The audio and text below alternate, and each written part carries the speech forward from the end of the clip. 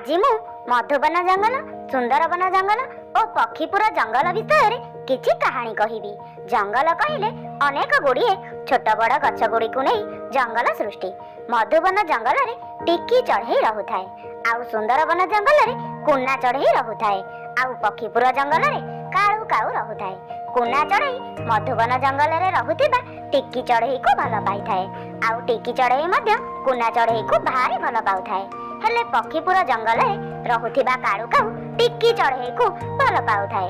ହେଲେ ଟିକି ଚଢ଼େଇ ତାକୁ ଜମାରୁ ବି ଭଲ ପାଉନଥାଏ, କାରଣ ସେ କାଳୁ କାଉ ଭାରି ଦୁଷ୍ଟ ପ୍ରକୃତିର ଚଢ଼େଇଟିଏ ଥାଏ। ଏକ ଦିନେ ଟିକି ଚଢ଼େଇ ଦାନା ସଂଗ୍ରହ କରିବା ପାଇଁ ପକ୍ଷୀପୁର ଜଙ୍ଗଲକୁ ଯାଇଥାଏ। ସେ ଦାନା ସଂଗ୍ରହ କରିସାରି ଗୋଟେ ଗଛ ଉପରେ ବସିଥାଏ। ସେହି ସମୟରେ କାଳୁ କାଉ ଟିକି ଚଢ଼େଇକୁ ଦେଖିଲା, ଆଉ ତା ପାଖକୁ ଆସି କହିଲା, ଲା ଲା ଲା ଲା ଲା ହେ ହେ ହେ ହେ ହେ ଲା ଲା ଲା। ଏଇ ଟିକି ସୁନ୍ଦରୀ, ତମେ କଣ ଆଜି ପକ୍ଷୀପୁର ଜଙ୍ଗଲରେ? କଣ ମୋ କଥା ମନେ ପଡ଼ିଲା ନା କଣ? ହଁ, ନିଶ୍ଚୟ ତମେ ମୋତେ ଦେଖା କରିବା ପାଇଁ ଏହି ଜଙ୍ଗଲକୁ ଆସିଥିବ। ଏ କାଳିଆ ଭୁଆ କାଳୁ କାଉ, ତୋତେ ମୁଁ କାହିଁକି ଦେଖା କରିବାକୁ ଆସିବି? ମୁଁ ଏହି ଜଙ୍ଗଲକୁ ଦାନା ସଂଗ୍ରହ କରିବା ପାଇଁ ଆସିଥିଲି। ହେଲେ ତୁ ମନେ ମନେ ବହୁତ କଥା ଭାବି ଦଉଛୁ, ନୁହେଁ? ଏ ଟିକି ଚଢ଼େଇ, ମୁଁ ସମ୍ମାନ ଦେଇ ତମେ କହିକି କଥା ହଉଛି, ଆଉ ତମେ ମତେ ତୁ ତା କରି କହୁଛ। ମୁଁ ତମକୁ ବହୁତ ଭଲ ପାଏ। ମୁଁ ଚାହୁଁଛି ତମେ ବି ମତେ ଭଲ ପାଅ। ଏ କାଳୁ କାଉ, ତୋତେ ମୁଁ କାହିଁକି ଭଲ ପାଇବି? ମୁଁ ସୁନ୍ଦରବନ ଜଙ୍ଗଲରେ ରହୁଥିବା କୁନା ଚଢ଼େଇକୁ ଭଲ ପାଏ, ବୁଝିଲୁ? ଯା ଏଠୁ ମୋ ଆଗରୁ ପଳା। ଏ ଟିକି ଚଢ଼େଇ, ତୁ ମତେ ଇନସଲ୍ଟ କରୁଛୁ କାହିଁକି?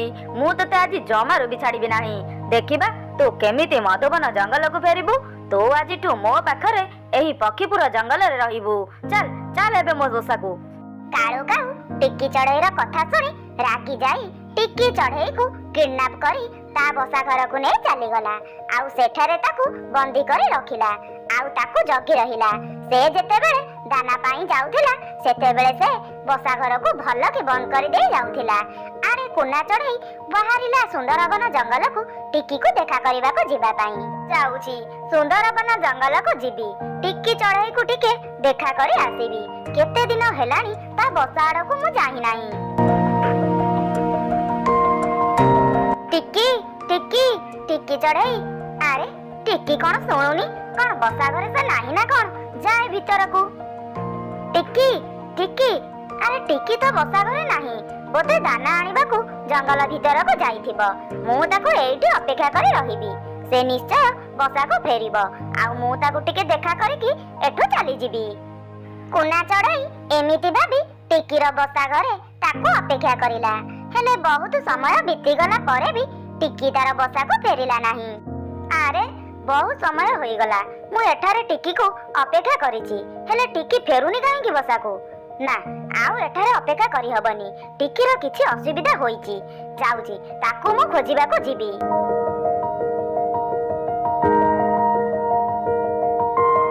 ଏ ମଧୁବନ ଜଙ୍ଗଲ ସାରା ବୁଲି ଆସିଲେଣି, ହେଲେ ଟିକିକୁ କୋଉଠି ପାଇଲି ନାହିଁ। ସେ ମୋ ଜଙ୍ଗଲ ସୁନ୍ଦରବନକୁ ଯାଇଥିଲେ ନିଶ୍ଚୟ ସେ ମୋ ପାଖକୁ ଯାଇଥାନ୍ତା। ମତେ ଲାଗୁଛି ସେ ଦାନା ନ ପାଇ ଏଠାରେ ପକ୍ଷୀପୁର ଜଙ୍ଗଲ ଆଡ଼କୁ ଯାଇଛି। ହେଲେ ଏବେ ସନ୍ଧ୍ୟା ହୋଇ ଆସିଲାଣି, ଏତେବେଳକୁ ସେ ବସାକୁ ଫେରି ଆସିବା କଥା। ନିଶ୍ଚୟ ତାର କିଛି ଅସୁବିଧା ହୋଇଛି। ସେ ପକ୍ଷୀପୁର ଜଙ୍ଗଲରେ ଦୁଷ୍ଟ କାଳୁ କାଉ ଅଛି। ଟିକି ଥରେ ମତେ କହୁଥିଲା ଯେ ସେ କାଳୁ କାଉ ତାକୁ ଏକ ତରଫା ଭଲ ପାଉଛି, ଆଉ ତାକୁ ହଇରାଣ ମଧ୍ୟ କରୁଛି। ନିଶ୍ଚୟ ସେ କାଳୁ କାଉ ହାବୁଡ଼ରେ ପଡ଼ିଛି। ମୁଁ ତାକୁ କହିଥିଲି ପକ୍ଷୀପୁର ଜଙ୍ଗଲକୁ ନ ଯିବା ପାଇଁ, ହେଲେ ସେ କଣ ମୋ କଥା ମାନୁଛି?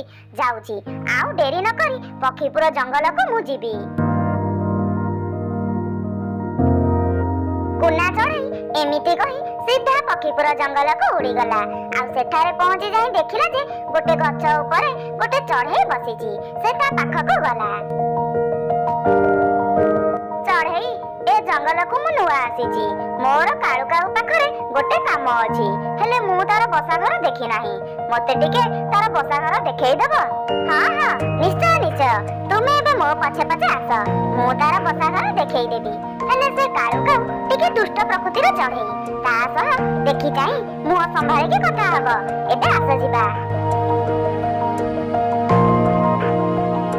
ହେଇ ଦେଖ ଚଢ଼େଇ, ସେଠାରେ ଯେଉଁ ବସା ଘର ଦେଖାଯାଉଛି ସେଇଟା କାଳୁ କାଉର ବସା ଘର। ତାକୁ ଏ ଜଙ୍ଗଲରେ ସମସ୍ତେ ଡରନ୍ତି। ତା ବସା ପାଖକୁ ପାଇବି ନାହିଁ। ତେଣୁ ତୁମେ ଯଦି ଯିବ ଯାଅ, ମୋର ସେଠାକୁ ଯିବାର ନାହିଁ। ମୁଁ ଏବେ ଯାଉଛି। ଏହାପରେ କୁନା ଚଢ଼େଇ କାଳୁର ବସା ଘର ନିକଟକୁ ଗଲା। ଆଉ ତାର ଝରକା ପଟେ ଲୁଚିକି ଦେଖିଲା। ସେ ଦେଖିଲା ଯେ ଟିକି ଚଢ଼େଇ ଗୋଟେ ଦଉଡ଼ିରେ ବନ୍ଧା ହୋଇ ପଡ଼ିଛି। ଆଉ କାଳୁ କାଉ ତାକୁ କଣ ସବୁ କହିଯାଉଛି। ଆଉ ଟିକି ତା କଥା ଶୁଣି ବହୁତ ଜୋର କାନ୍ଦୁଛି। କୁନା ଏସବୁ ଦେଖି ସହି ନ ପାରି ଗୋଟେ ଗଛରୁ ଡାଙ୍ଗ ଭାଙ୍ଗି ଆଣି ଲୁଚି ଲୁଚି କାଳୁ କାଉର ବସା ଭିତରକୁ ପଶିଲା। ଆଉ ପଛପଟୁ କାଳୁ କାଉକୁ ଜୋର ସେ ପିଟି ଦେଲା। ସେ ଯେମିତି ତଳେ ନ ଉଠିକି ପଡ଼ିଗଲା। କୁନା ତାକୁ ପିଟିବାରେ ଲାଗି ପଡ଼ିଲା।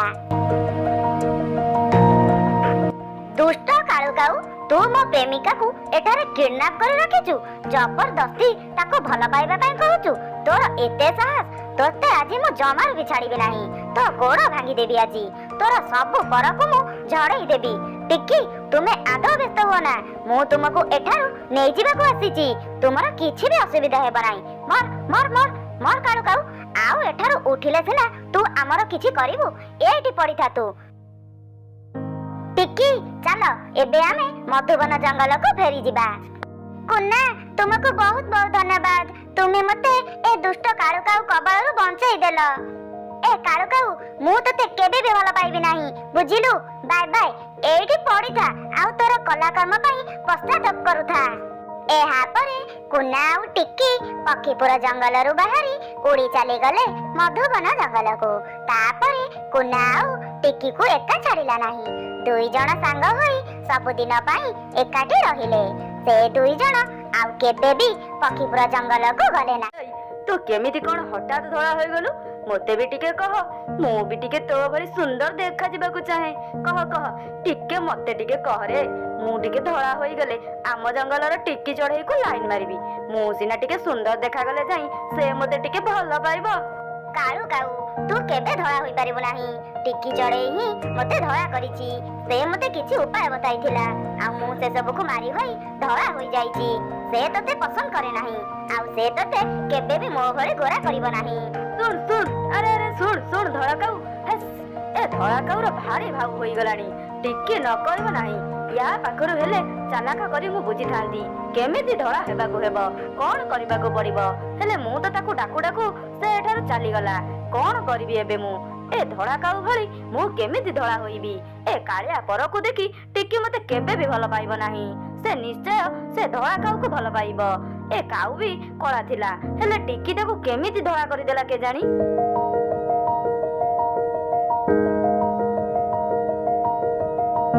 କହ କହ ମତେ, ତୁ କେମିତି ଧଳା ଗୋରା ହେଲୁ?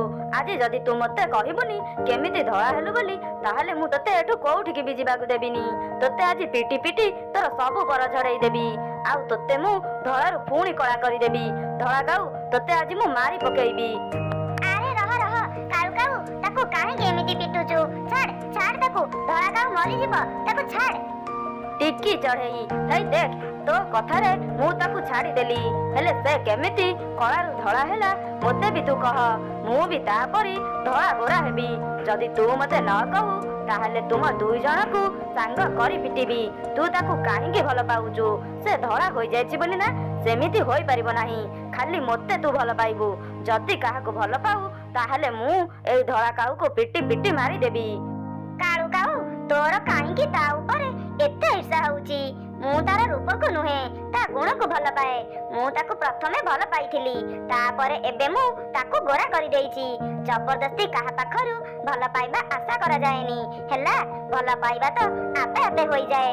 ଏ ଯୋଉ ତୁ ମାରପିଟ କରି ଭଲ ପାଅ ମତେ ବୋଲି କହୁନୁ, ସେ ଭଲ ପାଇବା ବେଶୀ ଦିନ ପାଇପାରିବୁନୁ ତୁ, ବୁଝିଲୁ? ଭଲ ପାଇବା ମନରୁ ହୋଇଥାଏ, ତୋ ପରି ଡରେଇ ଧମକେଇକି ନୁହେଁ। ଏ ଟିକି ଚଢ଼େଇ, ମୁଁ ତତେ ଯେତିକି କହିଲି ସେତିକି କରେ। ଚୁପଚାପ ଯା, ତୋ ବସାରୁ ଔଷଧ ଆଣିକି ଆସିବୁ। ମୁଁ ମୋ ଦେହରେ ମାରି ହୋଇ ଗୋରା ହେବି। ଧଳା କାଉ ଏଇଠି ରହିଥାଉ, ତୁ ଯା ଜଲ୍ଦି ଆସେ। ମୁଁ ଏଇଠି ତତେ ଅପେକ୍ଷା କରିଛି। ତୁ ମତେ ଔଷଧ ଦେଇ ସାରିଲେ ଯାଇ ଏ ଧଳା କାଉ ତୋ ସହ ଯିବ।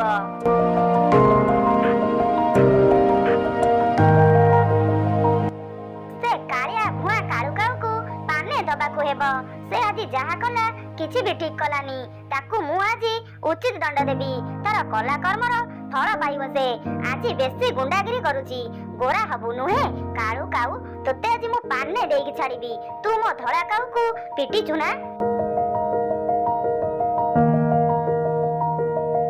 ଟିକି ଚଢ଼େଇ ଏମିତି କହି ଲଙ୍କା ଗୁଣ୍ଡକୁ ସେଇ ଔଷଧରେ ମିଶାଇକି କାଳୁ କାଉ ପାଖକୁ ନେଇକି ଗଲା। କାଳୁ କାଉ ହେଇ ନେ, ଏଇ ଔଷଧକୁ ତୁ ତୋର ଦେହ ସାରା ଲଗେଇ ଦେ। ଆଉ 1 ଘଣ୍ଟା ପରେ ତୁ ସମ୍ପୂର୍ଣ୍ଣ ଧଳା ଗୋରା ହୋଇଯିବୁ। ମୁଁ 1 ଘଣ୍ଟା ଭିତରେ ଧଳା ହୋଇଯିବି? ମୁଁ ଏବେ ସାଙ୍ଗେ ସାଙ୍ଗେ ୟାକୁ ଲଗେଇ ହୋଇଯାଉଛି। ଇଲୋ ବୋଉଲୋ, ମୋ ପର ପୋଡ଼ା ଜଳା କରୁଛି। ଏ ଟିକି, ତୁ କଣ ଦେଇଛୁ ମତେ ଲଗେଇବା ପାଇଁ? ମୋ ଦେହ ଜଳାପୋଡ଼ା କାହିଁକି କରୁଛି? ତୁ ରାଗରେ ଏମିତି କରିଛୁ ନା? ମୋ ପର କେମିତି ଜଳାପୋଡ଼ା କରିବ? ତୁ ସେଇ ଔଷଧ ମତେ ଆଣି ଦେଇଛୁ ନା? ଆଗ ମୁଁ ନଦୀରେ ଗାଧୋଇକି ଆସେ, ତାପରେ ଯାଇ ତୋ କଥା ବୁଝିବି। ଇଲୋ ବାପଲୋ, ଇଲୋ ବୋଉଲୋ, ମରିଗଲି ମୁଁ। ପାଣି ପାଣି କୋଉଠି? କାଳୁ କାଉର ପର ଜଳାପୋଡ଼ା କରିବାରୁ ସେ ନଦୀରେ ଯାଇ ବୁଡ଼ି ପଡ଼ିଲା। ହେଲେ ସେ ନଦୀରେ ପ୍ରଖର ଜଳ ସ୍ରୋତରେ ଭାସି ଭାସି ଦୂରକୁ ଚାଲିଗଲା। ଆଉ ଉଠିକି ଆସିପାରିଲା ନାହିଁ। ତେଣୁ ସେ ସେହି ନଦୀରେ ବୁଡ଼ି ମରିଗଲା। ତାପରେ ଟିକି ଚଢ଼େଇ ଆଉ ଧଳା କାଉ ସାଙ୍ଗ ହୋଇ ଖୁସିରେ ରହିଲେ। କାଳୁ, ହେଇ ଦେଖ, ମୁଁ ଗହମ ଦାନା ପାଇଲି। ତୁ କିଛି ଦାନା ପାଇଲୁଣି ନା ନାହିଁ? ଏତକ ଦାନା ମୋର ହୋଇଯିବ। ମୋ ପୁଅ କୁନା ବି ବହୁତ କମ୍ ଦାନା ଖାଉଛି। ମୁଁ ଆଗେ ଆଗେ ମୋ ବସାକୁ ଫେରି ଯାଉଛି। ତୁ ମୋ ପଛେ ପଛେ ଦାନା ନେଇ ବସାକୁ ଫେରିବୁ। ଟିକି, ଆମେ 2 ଜଣ ସାଙ୍ଗ ହୋଇକି ଦାନା ନବା ପାଇଁ ଆସିଥିଲେ। ହେଲେ ତୁ ଆଗ ଦାନା ପାଇଲୁ ବୋଲି ଆଗେ ବସାକୁ ଫେରି ଯିବାକୁ ବାହାରିଛୁ। ହେଲେ ମୁଁ ଏପର୍ଯ୍ୟନ୍ତ ଦାନା ପାଇନାହିଁ। ତୁ ମୋ ପାଇଁ ଅପେକ୍ଷା କରିବୁନି? ହେଲେ କାଳୁ, ତୋ ପାଇଁ ମୁଁ ଅପେକ୍ଷା କଲେ ବହୁତ ଡେରି ହୋଇଯିବ ବସାକୁ ଫେରିବା ପାଇଁ। ମୁଁ ଏବେ ଏବେ ଅଣ୍ଡା ଫୁଟାଇ କୁନାକୁ ଜନ୍ମ ଦେଇଛି। ସେ ବହୁତ ଛୋଟ ଅଛି, ଆଉ ତାକୁ ଜୋର ଭୋକ ମଧ୍ୟ କରୁଥିବ। ମୁଁ ଜଲ୍ଦି ଯାଇ ବସାରେ ପହଞ୍ଚିଲେ ସେ ଦାନା ଖାଇବ। କଣ କହିଲୁ ତୁ? ଜଲ୍ଦି ଯିବୁ? ଦେଖିବା ତୁ କେମିତି ଯିବୁ। ଦେ ଦେ ସେଇ ଦାନା, ଦେ ସେଇ ଦାନା ମତେ ଦେ। କାଳୁ କାଉ ଟିକି ପାଖରୁ ତାର ଦାନା ଛଡ଼େଇ ନେଇ ସେଠାରୁ ଶୀଘ୍ର ଉଡ଼ି ଚାଲିଯାଏ। ଆଉ ଟିକି ସେଠାରେ ବସି କାନ୍ଦିବାକୁ ଲାଗେ। ଦୁଷ୍ଟ କାଳୁ କାଉ, ତୁ ଯାହା କଲୁ କିଛି ବି ଠିକ୍ କଲୁନୁ। ମୁଁ ଏବେ କଣ କରିବି? କାଳୁ ତ ଜୋର ଜୋର ଉଡ଼ି ଚାଲିଗଲା। ମୁଁ ଯଦି ତା ପଛେ ପଛେ ଯାଏ ଆଉ ତା ବସାରେ ପହଞ୍ଚିବି, ତାହେଲେ ସେତେବେଳକୁ ବହୁତ ଡେରି ହୋଇଯାଇଥିବ। ସେ ସେଇ ଦାନାକୁ ଖାଇ ଦେଇଥିବ। ଯାଉଛି, ଆଉ ଡେରି ନ କରି ଦାନା ଖୋଜିବାରେ ଲାଗି ପଡ଼ିବି। ଏହାପରେ ଟିକି ଚଢ଼େଇ ଦାନା ଖୋଜିବାରେ ଲାଗି ପଡ଼ିଲା। ହେଲେ ସେ ଆଉ ଦାନା ପାଇଲା ନାହିଁ। ତାକୁ ବହୁତ ଜୋର କାନ୍ଦ ଲାଗିଲା। ଆଉ ସେ ଗୋଟେ ଗଛ ମୂଳରେ ବସି କାନ୍ଦିବାକୁ ଲାଗିଲା। ହେଲେ ସେଇ ଗଛଟି ଯାଦୁଘର ଗଛ ଥିଲା। ସେ ଟିକିର ଦୁଃଖ ସହିପାରିଲା ନାହିଁ। ସେଇ ଗଛଟି ଟିକିକୁ ତାର କାନ୍ଦିବାର କାରଣ ପଚାରିଲା। ଆରେ ଚଢ଼େଇ, ସନ୍ଧ୍ୟା ହୋଇ ଆସିଲାଣି। ତୁ ତୋର ବସାକୁ ନ ଫେରି ଏଠି ମୋ ମୂଳରେ ବସି କାନ୍ଦୁଛୁ କାହିଁକି? ତୋର କଣ ହୋଇଛି କି? ତୁ ତୋର ଦୁଃଖ ମୋତେ କହିପାରୁ। ମୁଁ ତୋର ଦୁଃଖ ନିଶ୍ଚୟ ଦୂର କରିଦେବି। ଗଛ, ମୁଁ ଦାନା ସଂଗ୍ରହ କରିଥିଲି। ହେଲେ କାଳୁ କାଉ ମୋର ଦାନାକୁ ଛଡ଼େଇକି ନେଇଗଲା। ତାପରେ ମୁଁ ବହୁତ ଆଡ଼େ ଦାନା ଖୋଜିଲେଣି, ହେଲେ କୋଉଠି ବି ଦାନା ଆଉ ପାଉନାହିଁ। ମୋର ଗୋଟିଏ କୁନି ପୁଅଟିଏ ଅଛି। ସେ ବହୁତ ଭୋକିଲା ଥିବ। ମୁଁ ବସାକୁ ଫେରିବା ମାତ୍ରକେ ସେ ମୋତେ ଦାନା ଖାଇବା ପାଇଁ ମାଗିବ। ଏବେ ତ ସନ୍ଧ୍ୟା ହୋଇ ଆସିଲାଣି। ମୁଁ ଅନ୍ୟ ଜଙ୍ଗଲକୁ ମଧ୍ୟ ଦାନା ସଂଗ୍ରହ କରିବାକୁ ଯାଇପାରିବି ନାହିଁ। ଗଛ, ତୁମେ ମୋତେ କିଛି ସାହାଯ୍ୟ କର। ମୁଁ ମୋର ପୁଅ ଆଖିରେ ଆଦୌ ଲୁହ ଦେଖିପାରିବି ନାହିଁ। ହେଇ ନେ ଚଢ଼େଇ, ଏଇ ଚାଙ୍ଗୁଡ଼ି। ଏଇ ଚାଙ୍ଗୁଡ଼ି କେବଳ ତୋ କଥା ଶୁଣିବ। ଏଇଟା ଗୋଟେ ଜାଦୁଇ ଚାଙ୍ଗୁଡ଼ି। ତୁ ୟାକୁ କହିବୁ, ଜାଦୁଇ ଚାଙ୍ଗୁଡ଼ି ଜାଦୁ ଦେଖା, ମୋତେ ଫଳ ଖାଇବା ପାଇଁ ଦେ।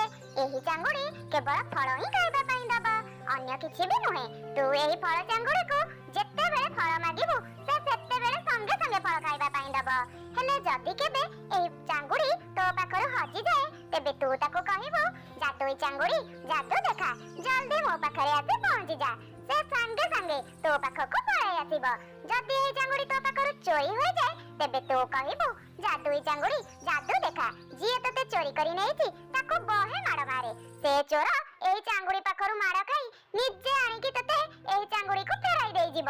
ଯା, ଏଥର ତୁ ଏଇ ଫଳ ଚାଙ୍ଗୁଡିଟିକୁ ନେଇ ତୋ ବସାକୁ ଫେରିଯା, ସନ୍ଧ୍ୟା ହୋଇଗଲାଣି। ଏହାପରେ ଟିକି ଚଢେଇ ତା ବସାକୁ ଫେରି ଆସିଲା। କୁନା ଚଢେଇ ତା ମାକୁ ଦେଖି କହିଲା, ମା ମା ମୋ ପାଇଁ ଦାନା ଆଣିଛ? ମତେ ବହୁ ଜୋର ଭୋକ କଲାଣି। ମା ଏଇଟା କଣ ଆଣିଛ? କୁନା ଏଇଟା ଗୋଟେ ଜାଦୁଇ ଫଳ ଚାଙ୍ଗୁଡି। ଦେଖ ଏବେ ମୋର ଜାଦୁ। ଜାଦୁଇ ଚାଙ୍ଗୁଡି ଜାଦୁ ଦେଖା, ମତେ ଫଳ ଖାଇବା ପାଇଁ ଦେ। ଏ ମା ସତରେ ତ ଏହି ଚାଙ୍ଗୁଡିରୁ ଫଳ ବାହାରୁଛି। ହଁ କୁନା ତୁ ମନ ଖୁସିରେ ଫଳ ଖା। ଏଇଟା ମତେ ଗୋଟେ ଜାଦୁଗର ଗଛ ଦେଇଛନ୍ତି। ଏଥର ପ୍ରତିଦିନ ତୁ ଫଳ ଖାଇବୁ। କୁନା ବହୁତ ରାତି ହୋଇଗଲାଣି, ମତେ ନିଦ ଲାଗିଲାଣି। ମୁଁ ଏବେ ଶୋଇ ଯାଉଛି, ତୁ ଫଳ ଖାଇଦେଇ ଶୋଇ ପଡିବୁ। ଏହାପରେ ଟିକି ଆଉ କୁନା ଶୋଇ ପଡିଲେ। ତା ପରଦିନ ସକାଳ ହେଲା। କାଳୁ କାଉ ଆସି ଟିକିର ଘରେ ହାଜିର ହୋଇଗଲା। ଟିକି ଟିକି ତୁ ଦାନା ଆଣିବା ପାଇଁ ଯିବୁନୁ କି? ଆସୁନୁ ଆମେ ଦାନା ଆଣିବା ପାଇଁ ଜଙ୍ଗଲ ଭିତରକୁ ଯିବା। ଆରେ ତୋ ପୁଅ ଫଳ ଖାଉଛି, ତୁ ଫଳ କୋଉଠୁ ଆଣିଲୁ? ଟିକି ତୁ ମୋ ଉପରେ ରାଗିଛୁ କି? କାଳୁ କାଉ ତୁ ଯାହା କରିଛୁ କଣ ଠିକ କରିଛୁ? ଛାଡ ସେ କଥା, ଆଉ ଆଲୋଚନା କରିବା କିଛି ଦରକାର ନାହିଁ।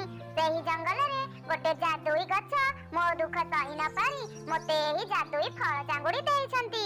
ଏହି ଚାଙ୍ଗୁଡିକୁ ଫଳ ମାଗିଲେ ସେ ସାଙ୍ଗେ ସାଙ୍ଗେ ମତେ ଫଳ ଖାଇବା ପାଇଁ ଦଉଛି। ମୋର ଦାନା ଆଣିବା ପାଇଁ ଯିବା କିଛି ବି ଦରକାର ନାହିଁ। ତୁ ଯା ଦାନା ଆଣିବାକୁ। ଭଲ ତ, ଟିକି ଚଢେଇ ଗୋଟେ ଜାଦୁଇ ଚାଙ୍ଗୁଡି ପାଇଯାଇଛି। ମୁଁ ସେଇ ଫଳ ଚାଙ୍ଗୁଡିକୁ ଚୋରି କରି ନେଇ ଆସିବି। ଆଜି ରାତିରେ ହିଁ ମୁଁ ତା ବସାକୁ ଯିବି। ସେଇ ଫଳ ଚାଙ୍ଗୁଡିକି ଆଣିଲେ ମୁଁ ଆମ ଜଙ୍ଗଲରେ ଫଳ ବିକ୍ରି ମଧ୍ୟ କରିପାରିବି। ସେହି ଚାଙ୍ଗୁଡିରୁ ସବୁବେଳେ ଫଳ ବାହାରିବ। ମୁଁ ଏହି ଜଙ୍ଗଲର ସବୁଠାରୁ ଧନୀ ଚଢେଇ ହୋଇଯିବି।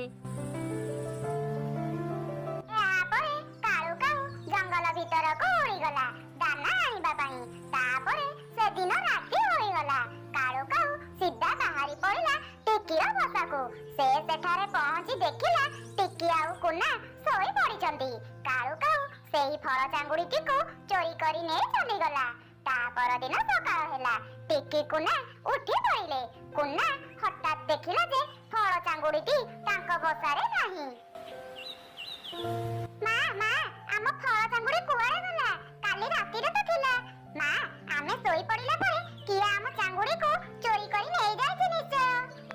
କୁନା ଆଉ ଟିକି ଏମିତି କଥା ହେଉଥିବା ସମୟରେ ସାଡେ କାଳୁ କାଉ ଫଳ ଚାଙ୍ଗୁଡିରୁ ଫଳ ବାହାର କରିବା ପାଇଁ ଚେଷ୍ଟା କରୁଥାଏ। ଏ ଚାଙ୍ଗୁଡିରୁ ମୁଁ କେମିତି ଫଳ ବାହାର କରିବି? ବୋଧେ ୟାକୁ ଫଳ ମାଗିଲେ ଇଏ ଫଳ ଦବ। ଫଳ ଚାଙ୍ଗୁଡି ମତେ ଫଳ ଖାଇବା ପାଇଁ ଦେ। ଆରେ ହେଇ ଏଥିରୁ ତ ଫଳ ବାହାରୁ ନାହିଁ।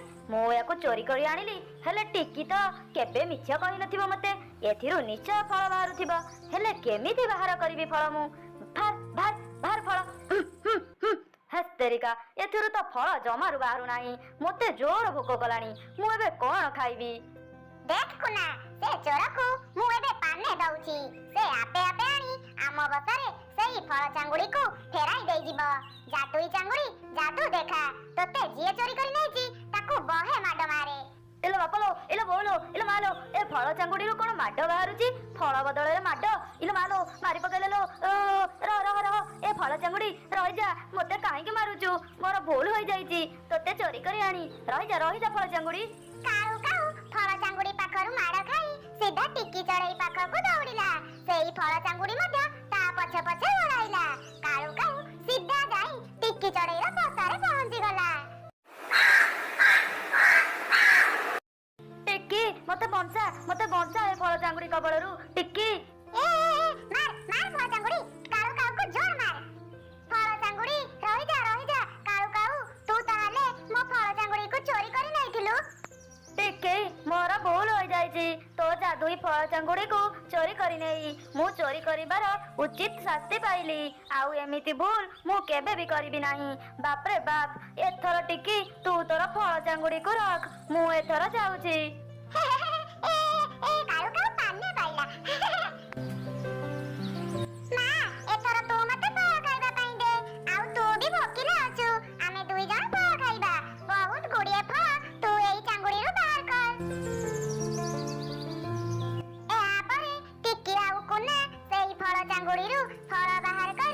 ମନ ଖୁସିରେ